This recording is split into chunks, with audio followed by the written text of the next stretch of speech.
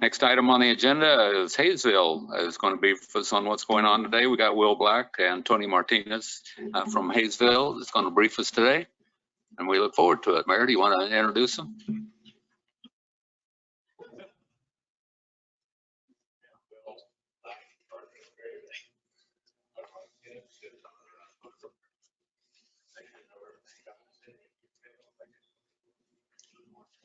Yeah. Okay. We're going to start off with a pop quiz. And I just included cities in Sedgwick County, and this is related to population. Who here knows where Haysville ranks in population within the cities in Sedgwick County? Third? Correct. I don't have a prize for you, but that was really quick. And yeah, I'm glad that somebody got it. Don't know how many people knew that Haysville was the third largest in the county. Want to move on and show, we already did introductions. This is where we're at.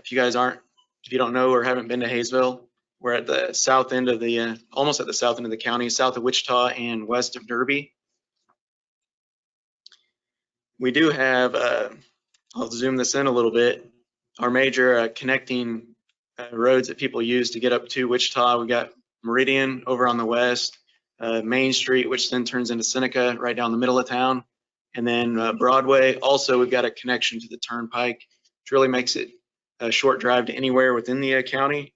And you can get from Haysville to anywhere in about 15 minutes or maybe 20 if you drive slow. But I just looked up a few that may be of interest.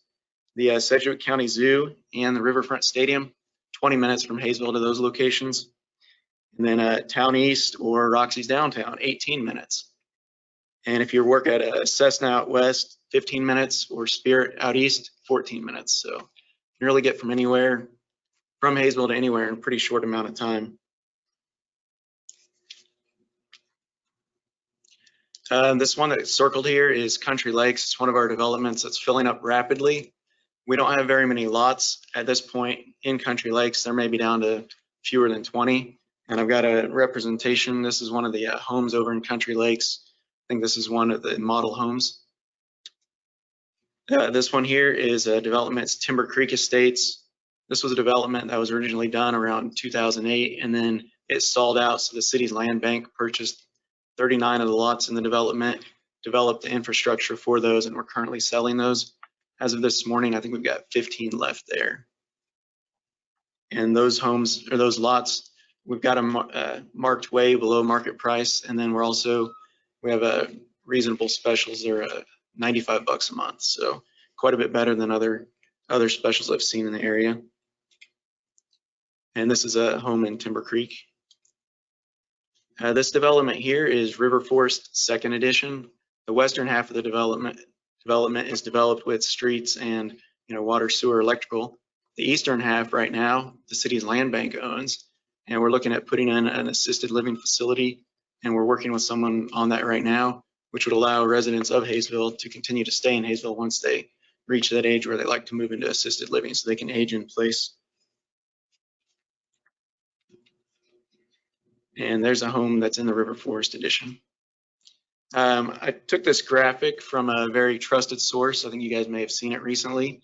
This shows the amount of residents that travel from Haysville elsewhere to work, the amount that travel in, and the number up top is those who both live and work in Haysville. I did get this from WAMPO. So I'm going to turn it over to Tony now. He's going to talk about a couple of projects we've got going on. Good afternoon, Chairman and board members. Main Street Reconstruction is a WAMPO project with the construction cost bid at $1.33 million. The project began in April of this year, is expected to be done by early September. Earlier would be great. As you can see in this picture, Main Street is home to many of the businesses in Haysville. The previous road had absolutely no rock base underneath it, and also during heavy rain events, it flooded.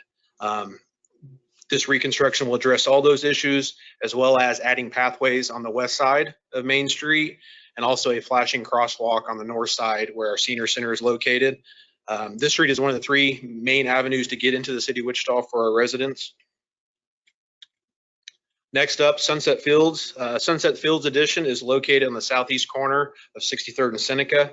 Is a residential area with gravel roads and ditches that do not handle rain events at all almost. It's extremely flat area. We are utilizing a community development block grant in the amount of $342,000 to supplement city funding of this project. The project bid came in at $1.5 million, with construction slated to begin in the next 30 days. So if you compare the North Main project, 1.33, and then we have a residential project here at 1.55. And then also we evaluate all of our city streets yearly to choose project based on ratings and deficiencies. We utilize traffic counts to assist decision-making and project selection. The city is fortunate to have a 1-cent sales tax. 50% of those funds go to street program.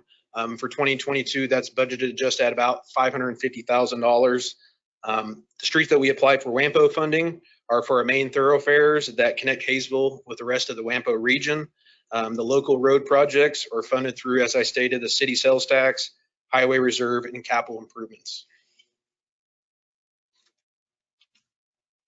In addition to regular vehicular traffic going from Haysville to other places, we do have the Haysville Hustle transit system, and this is funded partially through a grant that we received working with the Wichita Transit, the 5310 funds. So we use this for residents to travel within town and also to connect to Wichita Transit at different locations, also to allow residents to make it to appointments and or shopping opportunities that are not in town.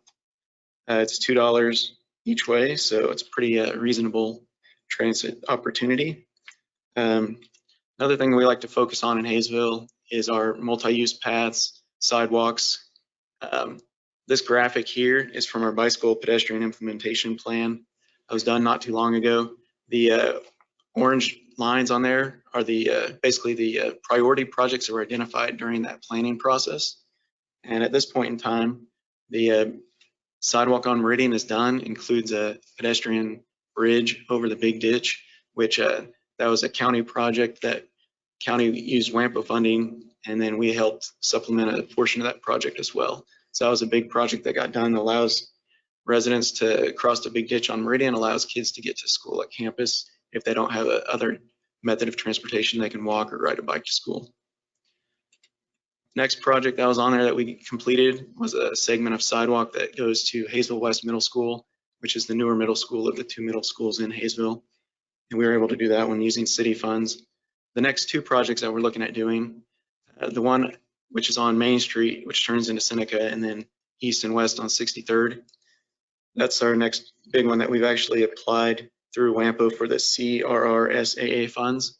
So if you want to help get us connected, connect residents there to the business district, and also connect to the ball fields, keep us in mind when you're discussing projects with the CRSSA funding.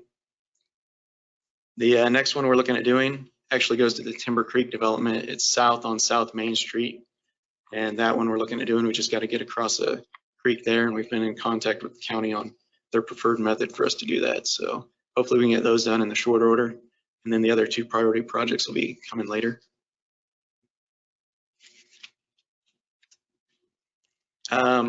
As far as some of the things you may not be aware that we have in Haysville if you haven't been through in a few years, we're going to take the time to go over a few of those now.